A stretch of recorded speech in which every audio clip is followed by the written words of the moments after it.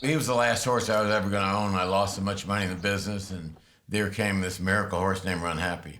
Runhappy is simply super! He was a true champion. Runhappy, what a racehorse! First time I laid my eyes on it, I said, wow, this horse looked like the real deal.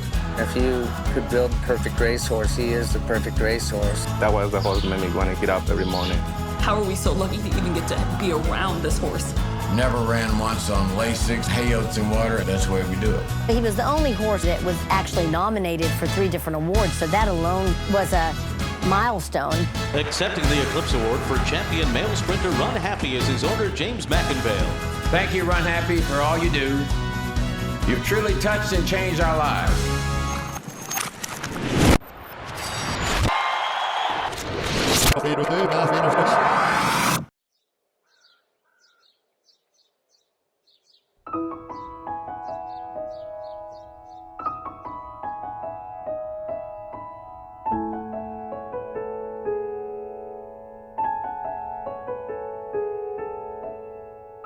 He was an exceptional first foal. You know, sometimes you can get first foals that are a little light or a little small, being the mare's first pregnancy, and he was the complete opposite. He was a beast from day one. To say that we knew how good he was and how fast he was would be an exaggeration, but we knew he was a really athletic, very good-sized first foal, which is, you got to be really excited as a breeder. He just had this presence about him, this, call it class, if you will, but he just stood out and almost has this little cocky stature about him that says, I'm the man. We considered the November sale, then we thought he was a little immature after he was weaned, and so we refocused on the September sale. At 25 and 35, 41. I'm at 25 here, 35 like him. I'm at 25 and 35, 35 and 50. You know, I'm not a horse picker. I couldn't pick a thoroughbred out of a room full of chihuahuas. I'm just not good at that. But my sister-in-law, Laura Wooler, is, and she went to the sale and picked several horses. That Keeneland September sale, and the one she really liked was Runhappy. I went and looked at him, and he just had a real nice walk to him. Just was very, very well balanced, really well put together, and he just had a really great mind. I always, when I went to the sale, if I had a horse I really liked, I'd always want Cordell's opinion, because let's face it, he's held how many great yearlings in the sale. So I'd had him go and look at him, and he really liked the way he looked. First time I laid my eyes on him that evening, I said, wow, this horse looked like the real deal. Our veterinarian, James Slaughter, we always have him go and look at all our horses. And he said, look, this horse has kind of a little issue on his right sesamoid behind. And he said, and it looks like it's healed. And I said, well, you don't think it's going to bother me? Because, you know, it's kind of 50-50. It's either going to or not. And I said, you know what? If you like him physically and you scope him and you think he scopes good, then I'll take a chance at it. He was just such an exceptional colt. We had people telling us he was the best looking horse in the sale. He was about the most beautiful fluid walker you'll ever see. We had bought an arch colt the first part of the sale that I really didn't like a whole lot. I thought he wasn't going to last, and Mac had paid $200,000 for him. So, you know, I said, well, I really like this horse, and he's my pick of the sale. So since we spent $200 on that arch colt, I think we should go ahead and go up to $200. She told me $200,000. I said, well, you like him that much, just go for it. You know, I tend to be more liberal on spending money than she is. She's very parsimonious. Hit number 1630, a bay colt by the Kentucky Derby winner Super Saver. When he was going to go in the ring, I was hoping Cordell would hold him, and he was. When you watch the video, Cordell kept looking at me, and I was like, stop looking at me, you know, because he knew I wanted to buy him, and he wanted me to buy him. How about you men back there, 210, about 210, we're going to go at 210, 210, 210 and a half, EC, 200,000. Frankly, we were really, really disappointed with him only bringing $200,000, which sounds crazy if you paid $5,000 for the mare and bred to a stallion for $20,000. And we rolled the dice, and the dice turned up really good.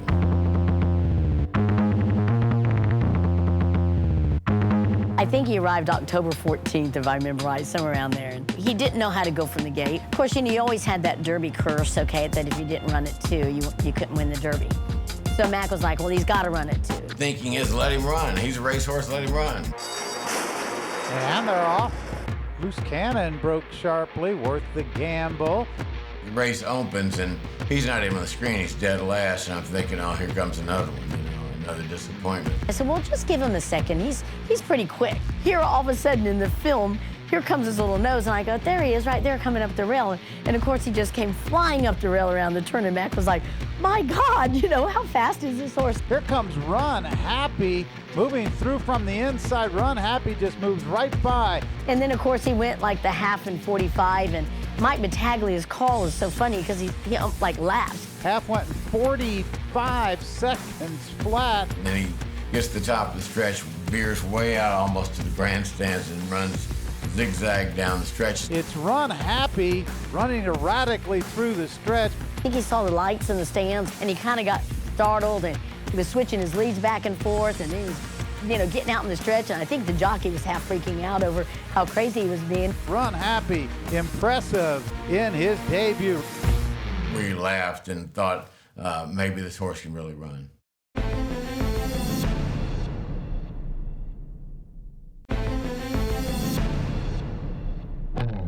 Hi, folks, this is Mattress Mac Gallery Furniture. Really will save you money. Years ago, I used to have a girl that used to work for me at Gallery in the service department, and I think she summed up Mac the best when one day she said, you know, Laura, Mac's got a fist of iron, a mind of steel, and a heart of gold. And that's how Mac is. From Katrina, I lost everything. He furnished my apartment, gave me a job, gave me a career. I think our life motto is just the essence of living is giving. So we try to do everything in our life to really give back to somebody else. Hurricane Harvey came in on Friday night, Saturday morning in Houston. There was no water in my house, but in the street in front of my house, there was 3 or 4 foot of water. Got on the freeway to go to the main Gallery Furniture store. As I went over the first overpass, the cars are coming the wrong way on the freeway. And that's when you know that the stuff has hit the fans. Hi, Jim McAvell here at Gallery Furniture. Want to let all the residents that have been affected by this horrible hurricane and flood know that all of us at Gallery Furniture are praying for you. My father did a Facebook Live because in our minds that was the best way to let the people of Houston know, hey, if you need anything, call us. We will do everything in our power to save you guys, to rescue whatever we can do. We told the people that both stores would be open as shelters for the storm for people and pets. Seconds later, it felt like you had people calling from everywhere. And the store phones were already just completely ringing off the hook, like, hey, Matt, can you come rescue us? The minute it happened, Mac sprung into action like simultaneously. It's mind-blowing how quick he jumped into action to help everybody. Within about 24 hours, we probably had 600 people at Gallery staying there at the main store on 45. He got trucks to go around through the water to pick up anybody needing him. He was just on the ball from day one. We thought about helping people, and that's what we're supposed to do, and that's what my wife has dedicated her life to, and myself, and hopefully my children and grandchildren.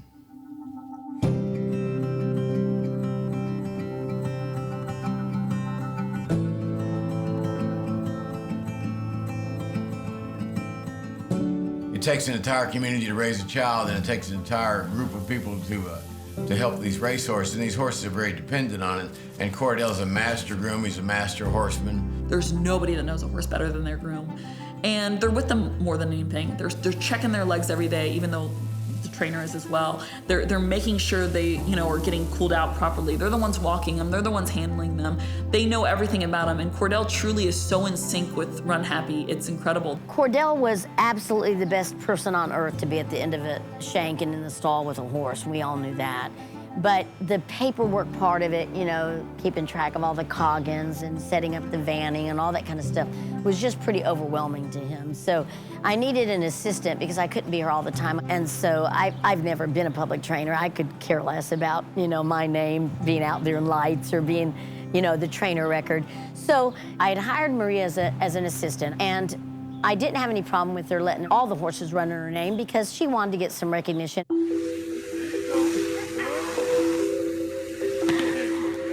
When we brought him back in April to run, we knew we really needed to really get his mind straight to where he knew how to run and be a little more professional. And that's one of the reasons that we decided that we for sure wanted to run him through his allowance conditions. You know, that before we put him into another race, let him go, get some experience. So we ran him at Indiana, ran him at Ellis, and we kept saying, well, if he wins this race, we'll run him here, and if he wins at Ellis, then we'll think about the King Bishop. So Maria knew Edgar from New York, and she was the one that said, I think that Edgar will be a good person. I think that he'll have confidence in a horse that is running with us. Because let's face it, I mean, you know, Maria didn't have much of a race record. I didn't have much of a race record. I'd called his agent, Bob Claceris, and said, hey, why don't you come in town and breeze this horse and see what you think? I rode the horse, and I come back, and it wasn't even breathing hard. You know, it remind me a little bit of Barbara. And I said, wow. And I went and had breakfast with Edgar and said, you know, do you think he fits the King Bishop? And he said, yeah, Laura, I think he fits. I think you should run him there.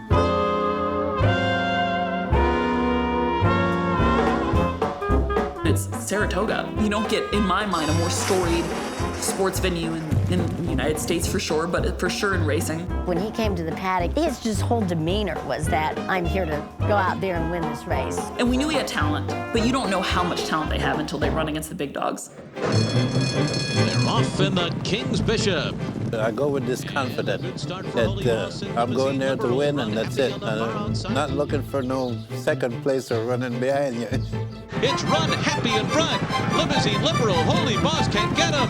Runhappy has won the King's Bishop. I looked up and saw that he had gone to 120 and 4. I thought, oh my God, I think he's set the stake record today. I was very impressed because the horse, he did it the fashion way, you know. He took the pressure from the beginning, and I kept going. And like I said, come back, and I was unbelievable.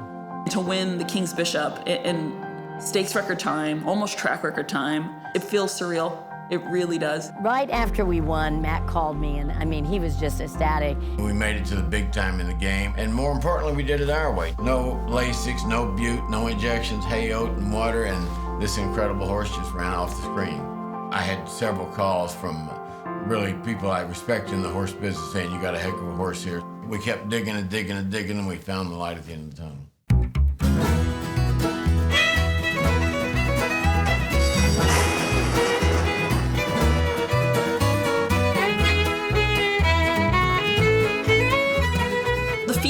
Was a super cool day. Being at Keeneland was so much fun to be home. We felt like we were on our home turf. And our favorite is the one Runhappy. Not bad for a horse who was a upset winner of the Grade 1 King's Bishop last time out. Then the track came up sloppy, and even though he had won on a muddy track at Indiana, even a couple times in the post parade, he was kind of stumbling, and I thought, oh man, he doesn't like this surface. We all watched down on the rail outside. We didn't care about the rain. My poor dad was so nervous. He was like, I need to go back upstairs. I can't watch from down here. And they're off in the Phoenix. I thought, man, we're going to have to send this horse from the one hole because I knew that they would purposely try to trap him on the rail.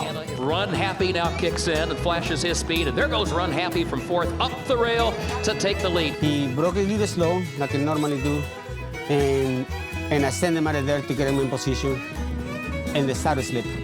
I saw that saddle start to slip, and I was thinking, my God, this saddle looks like it's getting ready to come off him. When the saddle slips, you know, a lot of things go through your mind, and you don't know how far it's going to go.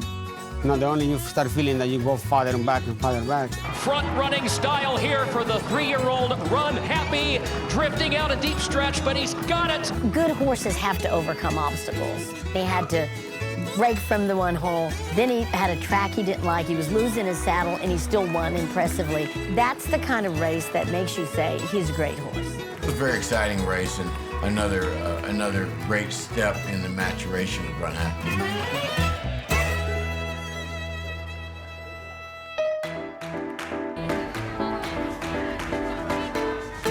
Breeders' Cup week was a whirlwind. He'd won 4 races in a row, and he was fast, and yeah, there was a lot of great competition. Everybody was just giving us all sorts of crap about how there was no way that we were going to win because he was a 3-year-old. We couldn't beat Private Zone. We felt super comfortable at that time going into the Breeders' Cup. Not that we were going to win, but that we were going to be prepared. A week before he ran the Breeders' Cup, I worked in 3 quarters. He worked in 109. I mean, I cannot even forget that day. Everybody was talking about how crazy we were, but if you go back and look at the video, I mean, Omar's looking at his watch the first part, and then he's grabbing a hold of him because he was going so fast. He was like all business out there, the track, when he decided to run. Everybody was going on and on about how we let him go too fast, and Omar said, heck, I could have let him go 107 if I'd wanted. They're off in the Breeders' Cup sprint. Kobe's back broke slowly, and it will be Holy Boss to go up and after the early lead. And he set up the race perfect for me, so I was able to let those horses go by and sit right outside. And Runhappy, he was happy right there. Private Zone is dead even with him, and now he takes over. And Runhappy is swung to the outside of them. When we go around the turn, I started asking my horse to get a little closer, and he responded. But those horses in front wasn't stopping either. Private Zone reaching for the wire. Runhappy coming after him. By the time Private Zone saw me, the wire was already there. Runhappy's got him. Runhappy has won the sprint. What a racehorse! Everybody after that race, all they talked about was how it was a different dimension to be able to see him come off the pace. I can't remember a better feeling in racing or any work that I've done than when that horse crossed the finish line at Keeneland. It was just a culmination of the fact that the work they had put into this horse and the horse himself had proved that their training methods worked. They deserved all the accolades and all the glory. I think that for all of us that were around him, like even Cordell, I mean, I don't think we can ever experience that again. Then the next morning, Maria Burrell wanted to do some things that were contrary to the culture. We're big on culture. You know, this is how we do things. We don't vary. The problem was that it got to a point where she just honestly wasn't a real team player. Maria Burrell, who had just age 31, won the Breeders' Cup Sprint with a barn of just 3 horses, was fired as the trainer of Runhappy. We took a tremendous amount of heat from the racing media and from fans saying, why did you fire this woman? There's a truth, there's hearsay, and then there's false. I think, unfortunately, what the racing world heard was the hearsay. And the hearsay, unfortunately, in our case, was very far from the truth. Next thing I know, I've got Jerry Balin in California calling me saying, do you want to give me a comment on this tweet out there, Maria talking about how he's lame, I want to take him to the track? And I said, well, that's not true. Every other day on Twitter, you didn't want to go on because it was 15 things about how terrible we all are. She made it sound like we weren't paying her, you know, but she was paid a salary and she was given bonuses and she made quite a bit of money here. Sometimes you got to do what's right and you got to take the heat for it. And we knew what the extenuating circumstance was. And eventually it all kind of came out that Maria had some problems and we wish her the best. I hope for people in racing, they realize that at the end of the day, our gallery racing team would never do anything that wasn't completely for the benefit of our animals. We decided very early on what we were going to do as when it comes to moving on and to having Laura train him. It doesn't matter what anybody says. It doesn't matter what people are saying out there. It doesn't matter whether they're telling the truth or they're telling lies. I still walk through this door every morning and see that horse standing there. And he's still yours. You know, at the end of the day, he's still yours.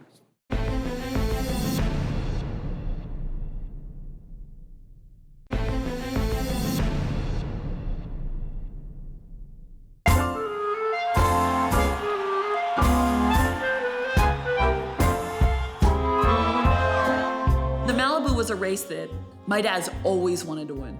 It's the Santa Anita, it's opening day, it's the Malibu, it's such a big race, such a storied race. There was tremendous pressure on Laura, the trainer, to perform in the Malibu, otherwise they'd say the horse can't run without Maria. And these guys are a bunch of jerks, blah, blah, blah. At the time, I didn't realize, a lot of people had told me, well, there's just no way he's gonna win. You shouldn't be running him back. He's had such a hard campaign. And here I was thinking, I really think this horse is sounder and doing better than he has been for the past 4 months. We get out to California and everybody's amazing. Santa Anita is so much fun. We saw Bob one morning, who is still such a good friend of our family's and always been so great and sweet to us. And he said, I mean, this horse could run with 3 legs and he's gonna win this race. We had gone to dinner at some little restaurant. I saw a text from Robert Claceris, who was Edgar's agent. And he's like, you know, Edgar had a bad spill today, Laura, and I mean, he's hurt pretty bad. Legs like Betty unseated Edgar Prado and is on the other side of the turf course. I fall off and Ghosting part, and I broke my 6 ribs. And that's why I missed to ride Runhappy in the Malibu. My agent had been in touch with him. He knew that they were coming out here for the Malibu, and you know, it was pretty simple math. I was doing quite well at the time, and they had asked if I would be interested, and obviously I was very interested. I called Gary and I talked to Gary and he gave me some tips, and it was pretty easy, you know? And all what I had to do is help him out to break out of the game. The rest of he will do everything by himself.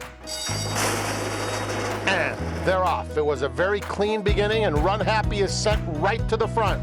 He said, make sure you jump at him that first jump, get his mind on running, and then just put him on cruise control. And he said, when you ask him coming into the stretch, he'll give you what you need. Top of the lane, Gary Stevens has been the perfect passenger for Runhappy's clear by 4. When we hit the 8th pole and I did call on him, he gave me the right answer and exploded, and he won with great ease. Runhappy is simply super. He polishes off an outstanding campaign with a dominant victory in the Malibu. The Malibu was a very stressful race for all of us, but he went out there and just did his thing, and it was a great day for Runhappy and a great day for Laura Wooler and my daughter Laura vindicating all the heat they'd have after the Maria Burrell problem. I was walking to the Catholic Church, which was right across the street from Santa Anita. Some fans said, well, maybe that son of a bitch can pay her now. I thought that was great.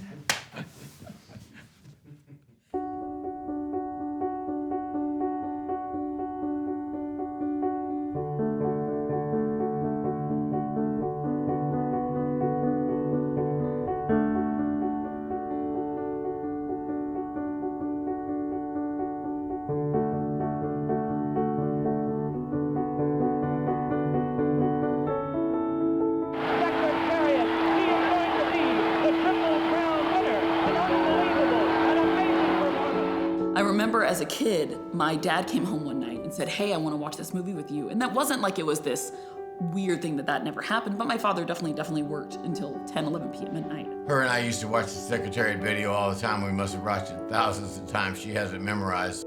After the King's Bishop, oddly enough, there was a Longhorn football game. We played Notre Dame. Seth and Walker were both at the game as guest of Charlie. And we saw them on the sidelines and we said, hey, do you guys need a ride back on our plane? And you guys can kind of hop on with us. I remember we got on the airplane and my dad was just so excited to get to talk to Seth about just, hey, what do we do from now on? We had won the King's Bishop and how incredible that was. And Seth said, that's such a stallion-making race. We'd really love for you guys to come out and tour the farm and just see what you think. We'd like to take a look at seeing if we could stand Runhappy here. And to us, when you're thinking, this is the greatest day of my life. This is the greatest day of my life. We go to Secretariat stall and it's empty. At the time, they've kept it empty. I don't know for how many years. I believe it's close to 15 or 20 or so, because they do so many tours and it's such a storied stall. And it was just, to us to even get to see it, to touch his nameplate, that was just it was incredible. Dad built that barn, and I can't remember when it was finished, but it would have been in the 60s, maybe late 50s. And Bo Ruler went right in that stall. So he set a pretty high mark. Secretariat went in there. Of course, that was a natural place for him to go to take his dad's spot. And we've always tried to put a champion in there or something that we feel like could really have an impact on the game. That stall's been probably one of the most famous stalls in Central Kentucky.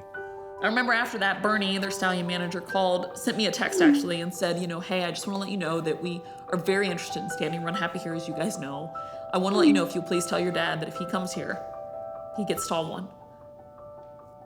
And I remember I took the screenshot and I sent it to my dad and he said, it wraps it up. It was nice having the attention and talking to all these great farms, legendary farms there in Kentucky, talking to the Japanese and other people. But at the end, when Bernie Sam said he could have stall 1 at Claiborne where Secretariat and Bo Ruler and Easy Goer and all those great horses were, there was no contest. I think if we told him we were going to put him in Mr. Prospector's stall, he might have been somewhere else. He's a very sought-after stallion. Everyone was bidding on him to hopefully secure him as for their stallion rosters. So it was definitely a big feather in our caps, and we were very excited and relieved also at the same time to finally get him to the farm and get him in that #1 stall here. Claiborne's a wonderful place. We're very traditional people, and Claiborne is a very traditional farm. They do things old school, and we're pretty much like that ourselves in our training and everything else. Sometimes I think it's rare for a person like Mr. McInvale with a wonderful horse to send it to Claiborne, because we don't shuttle our horses. They don't go to the Southern Hemisphere. They stay here all year round, and we limit their books as well as we can. We're proud to have Runhappy at Claiborne, which is a place that's kind of old school. They don't breed 200 mares a year, about 130 or something. They do it right. They do it the old school way, and their number one interest is the horse, and that's what we were most concerned about, was the care of Runhappy. We still feel like he's ours. We still go and see him, and I think it would have been really hard on us all had he left the barn and we could never go see him, and we, you know, I can pick up the phone and say, I'm coming to see Runhappy tomorrow, and they're like, fine, come on. You're trying to do the best thing for the horses, and a lot of times people, when they have a good horse, that is their income to run their whole stable with, and Mr. McIngvale, I think, has been more than agreeable to the Claiborne way every step of the way. For him to be able to be in that stall, at that farm, with those people, we couldn't have written it better. I know the criteria my grandfather always used was they had to win at 2 years old and be stakes winners at 3, and that's certainly what he was. And this horse ran the old-fashioned way. He ran drug-free, and he was brilliant. As fast as he was, and to have no medication to help him, says a lot for him. Day to day, not just in the races, but his day-to-day training, says a lot for what he can pass on to his offspring.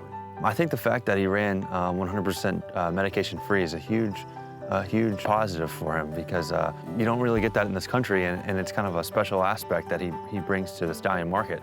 You know, he kind of bucked the trend, and he's proven that American horses don't need the medication that they often get. Train them hard, hay, oats, and water, no drugs, no injections, no Lasix, no bute. That's the way we do it.